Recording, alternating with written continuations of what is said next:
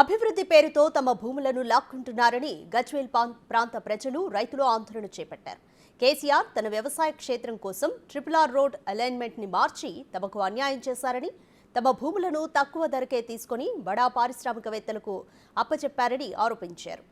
భూములను ఎకరాకు 7,50,000కు ఇవ్వాలని రెవెన్యూ అధికారులు భూసేకరణ చేపట్టారు. మా భూమికి వేరే చోట అంతే భూమి ఇవ్వాలి, లేదంటే మార్కెట్ ధరను కట్టివ్వాలని రైతులు డిమాండ్ చేస్తున్నారు.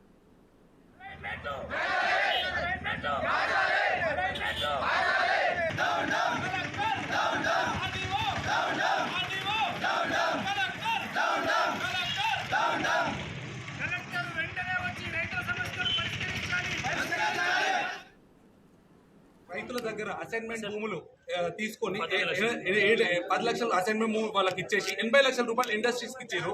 మాకేమో 7 లక్షల రూపాయలు ఇస్తున్నారు. ఈరోజు డిక్లేర్ చేస్తున్నారు.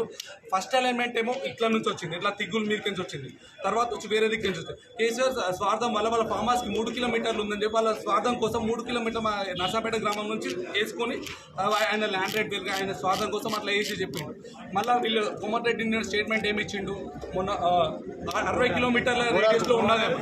మేము పోయేసి చూస్తే 33 కిలోమీటర్స్ రేడియస్ ఉంది మా ఊరు అనేది. ఉన్న రింగ్ రోడ్ ప్రజెంట్ రింగ్ రోడ్కి ఇప్పుడు రీజనల్ రింగ్ రోడ్కి 33 కిలోమీటర్ రేడియస్ ఉంది.